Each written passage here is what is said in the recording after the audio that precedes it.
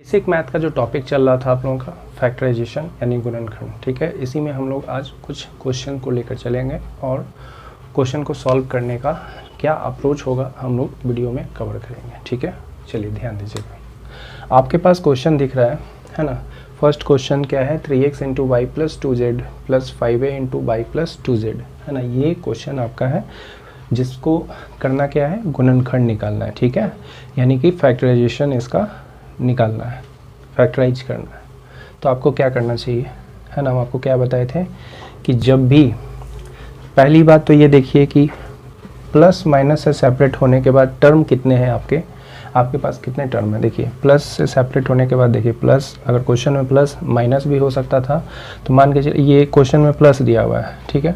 तो प्लस के साथ सेपरेट होने पे यहाँ पे एक और एक दो टर्म बन रहे हैं इस क्वेश्चन में। अगर इसकी बात करें तो यहाँ देखिए प्लस से सेपरेट होकर एक टर्म, ये दूसरा टर्म और ये तीसरा टर्म है, ठीक है। तो हम इस क्वेश्चन पे आते हैं, यहाँ पे दो टर्म है। तो हम आपको क्या बताए थे कि ये पहले तो टर्म आप डिसाइड कर लिए। दूसरी बात ये देखिए आप कि इन दोनों में कुछ कॉमन हो रहा है क्या, है ना। फैक्टराइजेशन निकालने के लिए, गुणनखंड निकालने के लिए सबसे पहले आपको देखना चाहिए कॉमन, अगर टर्म मिल रहा है तो आप पहले कॉमन ले लीजिए, ठीक है। फॉर एग्जांपल आप समझिए, मान लीजिए लिखा हुआ है 10x बाई जेड, ठीक है, और माइनस 20x बाई, क्वेश्चन ये है, ठीक है। तो आपको इसको फैक्टराइज करना है, तो आपको क्या करना चाहिए, जो कॉमन होता है ना, जो कॉमन टर्म है। पहले तो ये देखिए कितना टर्म है आपके पास, तो माइनस से सेपरेट होकर यहाँ पे दो टर्म बन रहा है ना। तो दोनों टर्म में क्या कॉमन है, कॉमन क्या है ये देखिए। तो देखिए यहाँ पे आपका कॉमन का मतलब आप ये समझिए कि आप यहाँ पे HCF ले रहे हैं, है ना। HCF मतलब हाईएस्ट कॉमन फैक्टर ले रहे हैं, ठीक है। तो देखिए आप 10 कॉमन लीजिएगा, 10 से पहले आप 2 भी कॉमन ले सकते थे, बट आपको क्या लेना चाहिए, HCF लेना है। HCF मतलब हाईएस्ट कॉमन फैक्टर, ठीक है। तो इन दोनों टर्म्स में ये दोनों आपका मोनोमियल्स है, जो कि यहाँ पे दो टर्म बना रहा है, आपका एक्सप्रेशन बना रहा है। इसमें आपको HCF निकालना चाहिए, तो आप HCF निकालेंगे। आप कॉमन में तो 2 भी ले सकते थे, बट 5 भी ले सकते थे आप, कॉमन में आप 5 भी ले सकते थे, बट आपको लेना कौन है, 10 लेना है। क्यों, क्योंकि आपको लेना है HCF, हाईएस्ट कॉमन फैक्टर, है ना। जो भी आप हाईएस्ट कॉमन ले सकते हैं, यानी मैक्सिमम कॉमन आप ले सकते हैं, वो आप लीजिएगा। तो इसमें आप 10 कॉमन ले सकते हैं। उसके बाद देखिए, अब ये तो नंबर का काम हो गया। अब लिटरल्स पे आइए। लिटरल्स मतलब जो वेरिएबल्स है ना, उस पर गौर कीजिए। तो इसमें क्या कॉमन हो सकता है, देखिए मान लीजिए इसमें x स्क्वायर लिखा हुआ है और इसमें y स्क्वायर कर देते हैं, ठीक है। अब बताइए 10 के अलावे, क्वेश्चन आपका ये है 10 के अलावे क्या क्या कॉमन है। तो देखिए x बाई जेड, तो देखिए फर्स्ट वाले टर्म में x अवेलेबल है, सेकंड वाले में भी अवेलेबल है। तो सेकंड वाले में x 2 को अवेलेबल है ना। कितना अवेलेबल है, 2। जैसे x के पावर में 2 का क्या मतलब हुआ, x टू द पावर 2 का मतलब हुआ x इंटू x, यानी इसके पास जो है x स्क्वायर के पास 2 को x है, तो आप उसमें से कम एक x तो कॉमन ले ही सकते हैं ना। तो आप x एक कॉमन ले सकते हैं, तो कॉमन ले लीजिएगा। कॉमन लेने के बाद और भी देखिए, और भी कुछ टर्म कॉमन हो रहे हैं क्या। आप बाई भी कॉमन ले सकते हैं क्या, देखिए बाई का टर्म एक यहाँ पे 2 टर्म है, तो आप एक बाई कॉमन इसी तरह से ले सकते हैं। अच्छा, उसके अलावे और कोई टर्म है क्या कॉमन, तो देखिए z कॉमन होगा क्या, बिल्कुल नहीं होगा। क्यों, क्योंकि z फर्स्ट वाले टर्म में अवेलेबल है, बट सेकंड वाले टर्म में अवेलेबल नहीं है, तो आप z कॉमन नहीं ले सकते, ठीक है। अब आप एक ब्रैकेट दे दीजिएगा। ब्रैकेट देने के बाद आपको क्या करना चाहिए, जो रिमेनिंग टर्म है ना, रिमेनिंग टर्म मतलब क्या होता है, शेष वाला टर्म जो आपको लिखना है यहाँ पे, तो वो आपको कैसे आप डिसाइड करेंगे। तो रिमेनिंग टर्म के लिए आपको क्या करना चाहिए, जो टर्म्स है आपके पास उन दोनों टर्म्स में, है ना, आप कॉमन टर्म का डिवाइड करेंगे। जो आपका टर्म्स है ना, उसमें आप डिवाइड करेंगे किससे, कॉमन टर्म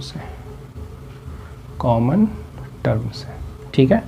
कॉमन टर्म यहाँ पे देखिए, टर्म्स का मतलब हुआ ये, हमें इसलिए लगाए हैं क्योंकि आपको यहाँ पे जितना क्वेश्चन में अगर 2 टर्म है तो दोनों टर्म में डिवाइड करना होगा आपको कॉमन टर्म से।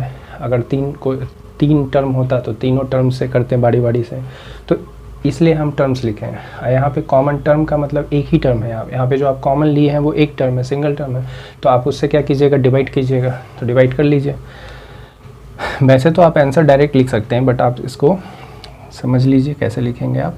10xyz ये आपका टर्म्स है, यानी पहला वाला टर्म, फर्स्ट टर्म, ठीक है। और ये आपका नीचे आपका कॉमन टर्म आप डिवाइड कर दीजिए। कॉमन टर्म आपके पास क्या है, बोलिए 10xy, ठीक है। तो इससे रिमेनिंग टर्म का डिसाइड होगा।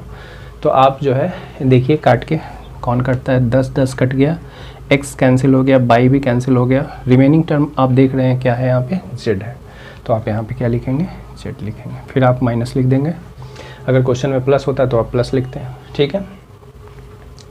तो अब देखिए इस वाले टर्म में आप तो चाहें तो डायरेक्टली लिखिए, है ना, बट हम आपको समझाने के लिए ऐसा किए हैं, है ना।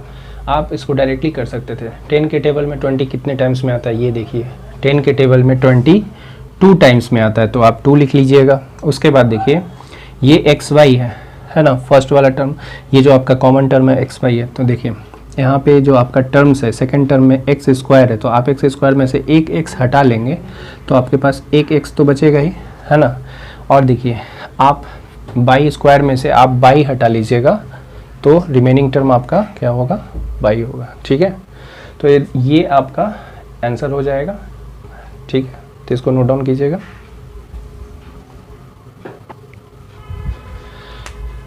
ठीक है। अब आप क्या है कि इसको जब वापस मल्टीप्लाई कीजिएगा तो आपका जो आंसर है वो, ये जो आपका एक्सप्रेशन था वो आ जाएगा। आप मल्टीप्लाई करके चेक कर लीजिए, है ना।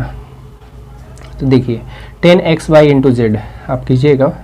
जैसे होता क्या है, जैसे a इंटू अगर b प्लस सी लिखा हुआ है, प्लस माइनस सी, तो आप इसको कैसे मल्टीप्लाई करते हैं, a इंटू बी करते हैं, आप a b कीजिएगा, फिर a का मल्टीप्लाई आप सेकेंड वाले टर्म से भी कीजिएगा, प्लस माइनस अगर टर्म में जो भी अवेलेबल है आप लिखिएगा, है ना। तो a इंटू सी कीजिएगा तो ac हो जाएगा, ठीक है। तो आप फिर यहाँ पे देखिए मल्टीप्लाई कीजिएगा 10xy का, है ना, किससे मल्टीप्लाई कीजिएगा, इस वाले से, सेकंड वाले, फर्स्ट वाले टर्म से, फिर सेकंड वाले टर्म से, तो मल्टीप्लाई कर लीजिए। 10xy इंटू जेड क्या हो जाएगा, बोलिए 10xyz हो गया। फिर 10xy इंटू इतना कीजिएगा, सेकंड वाला टर्म आपका, तो 10 इंटू 2 कीजिएगा तो 20 हो जाएगा। फिर x इंटू x दो को है, यानी x दो बार मल्टीप्लाई होगा तो x का स्क्वायर, फिर आपका y और y का स्क्वायर हो जाएगा आपका। देखिए आंसर यही एक्सप्रेशन था ना, ठीक है, आ चुका है। तो इस चीज़ को याद रखिएगा, फैक्टराइजेशन का मतलब क्या होता है। फैक्टराइजेशन क्या है, एक ऐसा प्रोसेस है, मतलब मल्टीप्लिकेशन का वो एक इन्वर्स प्रोसेस है ना। Factorisation is the inverse process of multiplication, है ना। जैसे आप फैक्टराइज करके जो आप लाए हैं, है ना, अगर आप उसको वापस से मल्टीप्लाई कीजिएगा तो वो आपका एक्सप्रेशन, गिवन एक्सप्रेशन आ जाएगा, ठीक है। चलिए ये सब तो बेसिक था, है ना। कुछ और समझ लीजिए थोड़ा और, जैसे क्या है कि इसका मतलब क्या होता है फैक्टराइजेशन का, फिर से समझ लीजिए। जैसे मान लीजिए आपका टर्म लिखा हुआ है a plus minus B plus minus C, इस टर्म में होता है, ठीक है। एक्सप्रेशन आपका ये है। अगर आप इसको किसी तरीके से, है ना, किसी प्रोसेस के तहत इसको अगर आप ले आए x into by into Z के फॉर्म में, ठीक है, तो वो प्रोसेस कौन होगा, वो प्रोसेस कहलाएगा फैक्टराइजेशन। तो अगर आप प्लस माइनस को रिमूव करके प्रोडक्ट के फॉर्म में ले आए, है ना, ठीक है, तो उसको कहा जाता है क्या, फैक्टराइजेशन। इसी को कहा जाता है फैक्टराइजेशन, यानी गुणनखंड, ठीक है। आप फैक्टर, अलग अलग फैक्टर बना लिए और फैक्टर का प्रोडक्ट के फॉर्म में ले आए। देखिए आपका जो क्वेश्चन था यहाँ पे माइनस था, लेकिन आप जो आंसर लाए हैं वो प्रोडक्ट के फॉर्म में लाए, ठीक है। यानी ये जो आपका आंसर है वो क्या है, 10xy, यहाँ पे ब्रैकेट का मतलब है इंटू है, इंटू में आ गया है, मल्टीप्लाई है यहाँ पे, ठीक है। और ये आपका सेकेंड टर्म हो गया, ठीक है। तो आप अलग अलग फैक्टर का, है ना, आप प्रोडक्ट के फॉर्म में आप ले आते हैं फैक्टराइजेशन में, ठीक है। तो यहाँ भी आपको यही करना है, ठीक है।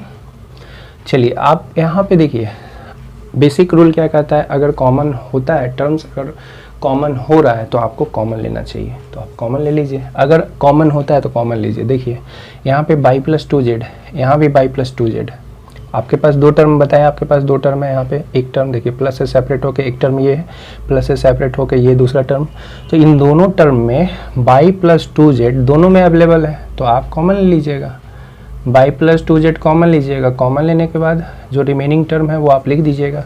तो रिमेनिंग टर्म आपको क्या करना है, टर्म्स में आप डिवाइड कीजिएगा, है ना, किससे, कॉमन वाले टर्म्स, है ना, जो आप कॉमन लिए उससे आप डिवाइड कीजिएगा फर्स्ट टर्म में, फिर आप सेकेंड टर्म में भी कीजिएगा।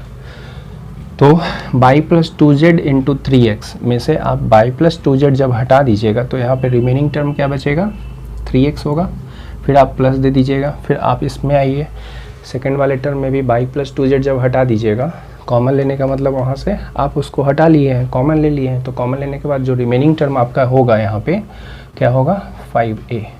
तो ये आपका आंसर आ चुका है, ठीक है। चलिए सेकंड वाले क्वेश्चन में आते हैं। यहाँ भी वही है ना, यहाँ भी देखिए प्लस माइनस से सेपरेट होकर टर्म्स कितने बन रहे हैं, काउंट कीजिए। ये प्लस आपको दिख रहा है, यहाँ पे माइनस दिख रहा है, तो एक टर्म, ये दूसरा टर्म और ये तीसरा टर्म। तो इन तीनों टर्म्स में कॉमन टर्म क्या है, जो कॉमन है, सब में अवेलेबल है, वो देखना है ना। तो देखिए p माइनस 2q फर्स्ट वाले टर्म में भी है, सेकंड में भी है और थर्ड में भी है।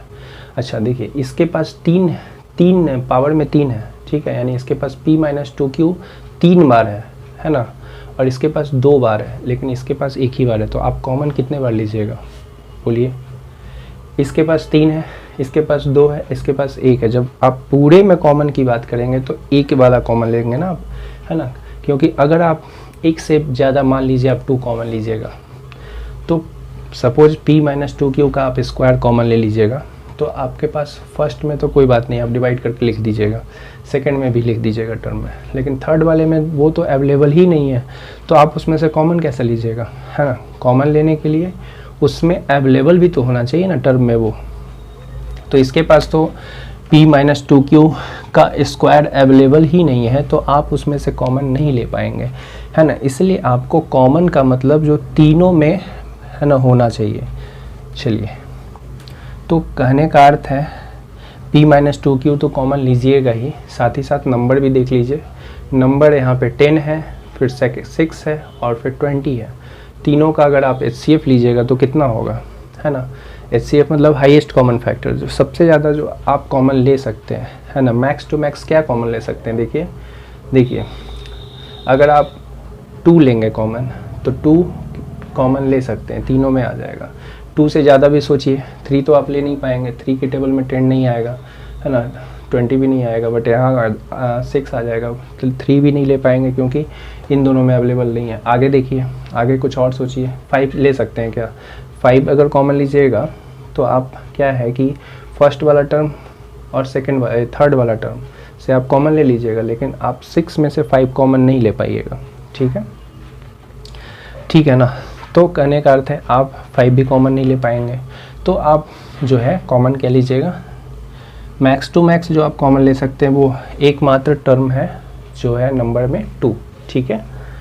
2 के अलावे अब देखिए जो आपका लिटरल वाला टर्म है, यानी कि जो वेरिएबल टर्म है, उस पर गौर कीजिएगा। तो जो कॉमन यहाँ पे वेरिएबल वाला टर्म है वो p माइनस 2q है, ठीक है। तो कॉमन ले लिए आप 2p माइनस 2q। अच्छा, इसके पावर में आप 2 ले सकते हैं क्या, 3 ले सकते हैं क्या, तो बिल्कुल नहीं ले सकते हैं। क्यों, क्योंकि अगर आप 2 लीजिएगा तो इन दोनों के पास तो अवेलेबल मिल जाएगा, बट इसमें नहीं मिलेगा। 3 अगर आप लीजिएगा, p माइनस 2q के पावर में 3 अगर लीजिएगा, 3 लीजिएगा, तो फर्स्ट वाले टर्म में से तो आप कॉमन ले लीजिएगा, लेकिन सेकंड और थर्ड में वो अवेलेबल नहीं मिलेगा, तो आप कॉमन नहीं ले पाएंगे, ठीक है। चलिए, तो आप जो कॉमन लिए हैं, है ना, कॉमन लेने के बाद एक ब्रैकेट दे दीजिए और ब्रैकेट में आप रिमेनिंग टर्म लिखिएगा। तो रिमेनिंग टर्म आपको कितना लिखना होगा, 3 लिखना होगा। अगर क्वेश्चन में 3 टर्म है तो 3 टर्म आएगा, ठीक है। बारी बारी से डिवाइड करके आप लिखिएगा। तो हम आपको क्या बताए थे, रिमेनिंग टर्म का डिसीजन आप कैसे लेंगे, आप जो टर्म है ना, ईच टर्म में, प्रत्येक टर्म में आप क्या कीजिएगा, कॉमन टर्म का डिवाइड कर दीजिएगा। तो पहला वाला टर्म आपका ये है, इसमें से जब आप डिवाइड कीजिएगा 2 इंटू p माइनस 2q का, देखिए आप चाहें तो डायरेक्ट लिख सकते हैं, 2 के टेबल में 5 टाइम्स में आता है, तो मतलब 10, तो 5 आप लिख दीजिएगा। साथ ही साथ p माइनस 2q यहाँ पे पावर में 3 है, आप उसमें से 1 हटा लीजिएगा तो इसके पास 2 बचेगा, है ना। जैसे एक्स क्यूब अगर है तो एक्स क्यूब को आप तो ये भी लिख सकते हैं ना x इंटू एक्स स्क्वायर। तो जब आप एक्स स्क्वायर कॉमन लीजिएगा तो x रिमेनिंग होगा, यानी इसके पास 3x है जिसमें से आप 2 कॉमन लिए तो 1x बचेगा। तो कहने का अर्थ है कि अगर आप 3x टू द पावर अगर 3 होता, अगर हम उसमें से सिर्फ x ही कॉमन लेते हैं तो क्या रिमेनिंग टर्म बचता, एक्स स्क्वायर बचता, है ना। तो कहने का अर्थ ये है कि p माइनस 2q के पावर में 3 में से अगर p माइनस 2q 1 हटाइएगा तो उसके पास 2 बचेगा, क्या, p माइनस 2q यानी पावर में 2, ठीक है। नहीं तो आप इस तरह से भी सोच सकते हैं, आप इसको डिवाइड कर दीजिए, ऐसे लिखिएगा। आपका फर्स्ट टर्म क्या है, ईच टर्म, आप यहाँ पे ईच टर्म कर लीजिए, ईच टर्म डिवाइड करिएगा कॉमन टर्म से, ठीक है। तो प्रत्येक टर्म क्या है, पहला वाला टर्म आपका क्या है, देखिए 10 into p minus 2q power में 3। अब आप इसको डिवाइड कीजिएगा कितना से, बोलिए जो आप कॉमन टर्म, जो आपका कॉमन टर्म है ना, उससे डिवाइड कीजिएगा। यहाँ गौर कीजिए, ईच टर्म, प्रत्येक टर्म का डिवाइड कॉमन टर्म से कीजिएगा, ठीक है। फिर रिमेनिंग टर्म आप लिखिएगा। तो ईच टर्म मतलब पहला वाला टर्म, ईच मतलब प्रत्येक टर्म का से आप डिवाइड कीजिएगा कॉमन टर्म का, ठीक है। तो इसका डिवाइड आप इससे कीजिएगा जो आप कॉमन लिए हैं, तो 2 इंटू पी माइनस 2q। अब डिवाइड कर दीजिए, अगर जो कटता है उससे काटिए, 2 से 5 बार में कट गया। उसके बाद देखिए p माइनस 2q के पावर में ऊपर 3 है, नीचे p माइनस 2q के पावर में अगर कुछ नहीं है यानी 1 है। तो हम आपको क्या बताए थे कि अगर x to the power m divided by x to the power n लिखा हो तो आप x to the power m minus n लिख सकते हैं, ठीक है। इस चीज़ को याद ही रखिएगा आप हमेशा। तो कहने का अर्थ है आप इसको लिख सकते हैं, ये 5 आप लिख दीजिएगा। और p माइनस 2q एक टर्म है ना, यहाँ पे इसको सिंगल टर्म मानिएगा, ठीक है। तो सिंगल टर्म है ना, तो आप लिख सकते हैं p माइनस 2q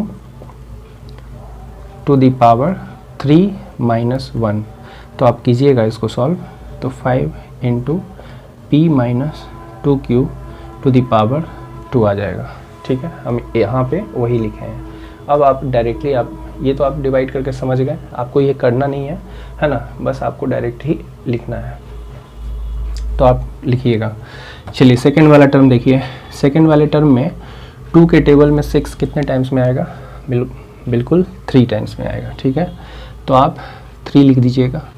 उसके बाद देखिए आप p माइनस 2q के पावर में 2 है ना, उसमें से आप p minus 2q to the power 1, अगर कुछ नहीं है यानी पावर 1 है, ठीक है। तो आप वो हटा लेंगे, 2 में से 1 कॉमन लिए हैं तो 1 तो लिखेंगे ना आप। तो आप लिखेंगे क्या, p माइनस 2q। चलिए उसके बाद देखिए आपका first term, second term, third term वाला भी आप लिखिएगा, उसको भी डिवाइड करके लिखिएगा। तो 2 के टेबल में 20 कितने टाइम्स में आएगा, देखिए अगर ये माइनस है तो माइनस लगाइएगा, क्वेश्चन में प्लस था तो हम प्लस लगाए, ठीक है। उसके बाद देखिए 2 के टेबल में 20 कितने टाइम्स में आता है, 10 टाइम्स में आता है, 10। अच्छा और कुछ रिमेनिंग टर्म होगा क्या उसमें, है ना, बिल्कुल नहीं होगा। क्यों, क्योंकि आप देखिएगा p माइनस 2q में से आप p माइनस 2q कॉमन ले चुके हैं, तो उसके पास रिमेनिंग टर्म सिर्फ 10 रहेगा, p माइनस 2q नहीं होगा, ठीक है। एक लास्ट क्वेश्चन देख लेते हैं, ये आपका क्वेश्चन है ना। तो बहुत ही आसान है, इसको आपको फैक्टराइज करना है यानी इसका गुणनखंड निकालना है। तो आप कैसे निकालेंगे, जैसा हम आपको बताएं, आपको कॉमन लेना चाहिए। अगर कॉमन टर्म्स में अगर कॉमन मिल रहा है तो आप कॉमन लीजिए। तो यहाँ पे देखिए ये दोनों टर्म आपका है, इसमें क्या कॉमन होगा बोलिए, आप 2 कॉमन लीजिएगा। क्या 2 कॉमन तो ले ही सकते हैं, लेकिन आपको क्या लेना चाहिए बोलिए, हाईएस्ट कॉमन फैक्टर यानी कि HCF लेना चाहिए, यानी मैक्सिमम टर्म क्या कॉमन हो सकता है वो आपको देखना है, ठीक है। तो आप 2 मत लीजिए कॉमन, है ना, आप लीजिएगा कौन सा टर्म, 4 लीजिएगा, ठीक है। क्योंकि देखिए 2 के बाद अगर आप देखते हैं तो 4 ही है जो कि इन दोनों में कॉमन हो सकता है। तो आप 4 कॉमन लीजिए। अच्छा 4 के बाद भी कुछ कॉमन हो सकता है क्या, उसके बाद कोई कॉमन नहीं हो सकता है, ठीक है। तो आप उसके बाद देखिए ये नंबर आप कॉमन लेने के बाद आप लिटरल्स पे भी गौर कीजिए, जो आपका लिटरल्स है यानी कि वेरिएबल टर्म है, एक्स वाई जेड वाला टर्म है, उसमें देखिए क्या कॉमन है। तीन दोनों में देखिएगा x यहाँ पे 1 है, यहाँ पे x के पावर में 2 है, तो आप एक x तो कॉमन ले ही सकते हैं, ठीक है। फिर आप देखिए आप एक्स स्क्वायर क्यों कॉमन नहीं लिए, देखिए इसके पास सेकेंड टर्म के पास तो एक्स स्क्वायर अवेलेबल है, बट फर्स्ट वाले टर्म में अवेलेबल नहीं है, तो आप जो है वो चीज़ कॉमन नहीं ले सकते हैं जो अवेलेबल ही नहीं है। तो फर्स्ट टर्म में तो अवेलेबल ही नहीं था, इसी वजह से एक्स स्क्वायर कॉमन नहीं लिए आप, ठीक है। उसके बाद देखिए बाई वाला टर्म, बाई में आप कितना बाई आप कॉमन लीजिएगा, है ना, मैक्स टू मैक्स आप देखिए इसके पास 3 बाई है, इसके पास 2 बाई है। देख कहने का अर्थ है बाई के पावर में 3 का मतलब क्या हुआ कि बाई इंटू बाई, यानी इसके पास क्या है, ट्रिपल टाइम्स बाई है। तो आप जो है इसमें से क्या कॉमन लेना चाहिए आपको, बोलिए। इसके पास 3 है, इसके पास बाई के पावर में 2 है, तो आप कम से कम बाई का जो स्क्वायर है वो दोनों में अवेलेबल है। आप देख रहे हैं बाई का जो स्क्वायर है वो दोनों में अवेलेबल है, तो आप बाई का स्क्वायर कॉमन ले लीजिएगा, ठीक है। अब जो है रिमेनिंग टर्म आप डिवाइड करके लिख दीजिएगा। रिमेनिंग टर्म आप कैसे लिखेंगे, देखिए आप डिवाइड कीजिएगा तो ऐसे भी देख सकते हैं, 4 के टेबल में 8 2 टाइम्स में आता है तो 2 लिख दीजिएगा। फिर आप फर्स्ट वाले टर्म में से आप जब कॉमन टर्म का डिवाइड करेंगे तो आप देखिएगा x में से जब x हटाएंगे तो आप तो x नहीं लिख पाएंगे, क्योंकि एक x था उसमें से एक x आप कॉमन ले ही चुके हैं, तो x नहीं लिखिएगा। फिर आप देखिए बाई के पावर में 3 है, जिसमें से आप 2 को कॉमन ले चुके हैं, तो एक बाई बचा रहेगा, है ना। नहीं तो आप इस तरह से देख लीजिए, इसको डिवाइड करके आप डिवाइड कीजिएगा x 8x by cube divided by जो कॉमन टर्म आपका क्या था 4x बाई स्क्वायर, ठीक है। तो आप इसको काटिए, 4 के टेबल में 8 2 टाइम्स में x से x कट गया, अच्छा ये तो 2 टाइम्स में कट गया। फिर आप देखिए बाई के पावर में ऊपर 3 है और नीचे 2 है, तो आप लिखिएगा ना, ये 2 का 2 लिख देते हैं, और ये बाई के पावर में 3 और नीचे -2 है, तो आप मतलब 2 है तो आप 3 - 2 कीजिएगा, है ना। हम आपको क्या बताए थे, x to the power m divided by x to the power n रहे तो ये पावर जो है घट जाता है, चीज़ को याद ही रखिएगा आप हमने, ठीक है। तो आप इसको लिखिएगा बाई टू द पावर 3 - 2, तो ये घट के कितना आ जाएगा, देखिए 2 बाई आ जाएगा, तो आप वही चीज़ यहाँ पे लिखा गया है, ठीक है। फिर सेकंड वाले टर्म में आइए, सेकंड वाले टर्म में आप प्लस, जो अगर क्वेश्चन में है तो प्लस लिखिएगा, ठीक है। तो 4 के टेबल में 12 3 टाइम्स में आता है तो आप 3 लिख दीजिएगा। फिर आप यहाँ देखिए x 2 को है ना, इसके पास सेकंड टर्म के पास आप कॉमन एक x लिए हैं, तो उसमें एक x बचा रहेगा, ठीक है। उसके बाद देखिए यहाँ पे बाई का स्क्वायर है ना, यहाँ पे देखिए एक्स स्क्वायर बाई स्क्वायर, तो बाई स्क्वायर में से फिर बाई स्क्वायर आप हटा ही लीजिएगा, तो फिर बाई का टर्म तो रहेगा ही नहीं तो आप इस तरह से डिवाइड करके भी आप समझ लीजिए, 12x square by square divided by आपका कॉमन टर्म ये है 4x बाई स्क्वायर। ये 4 के टेबल में 3 टाइम्स में कट गया। फिर देखिए ये बाई स्क्वायर से बाई स्क्वायर पूरा का पूरा कट गया। फिर x वाला टर्म देखिए, x वाले पे गौर कीजिएगा, तो ये कितना है, 3 का 3 हम लिख देते हैं। उसके बाद देखिए ये x के पावर में 2 - 1, 2 - 1 कितना होगा 1, यानी 3x लिखिएगा। आप इसको क्या लिखिएगा, 3x टू द पावर 1 यानी कि 3x, यही चीज़ यहाँ पे लिखा गया है। तो ये तो आप फैक्टराइज करके ले आए, तो ये फैक्टराइज करके जो आप लाए हैं, 2 अलग अलग फैक्टर बनाए, ये आपका आंसर आ चुका है। तो आप इसको क्रॉस चेक कर सकते हैं कि आपका आंसर सही है। तो वापस से इसको जब मल्टीप्लाई कीजिएगा तो वो आपका गिवन एक्सप्रेशन आना चाहिए, ठीक है। तो आप मल्टीप्लाई करके चेक कर लीजिए, आप चेक कीजिएगा। चेक करने के लिए आपको क्या करना चाहिए, इन दोनों का मल्टीप्लाई कर लीजिए, है ना। तो 4x बाई स्क्वायर इंटू आप 2y कीजिएगा, ठीक है। देखिए ये दोनों टर्म से मल्टीप्लाई होगा, ये वाला टर्म जो आपका है वो ब्रैकेट के अंदर जितना भी टर्म होगा उस सबसे मल्टीप्लाई आपको करना चाहिए।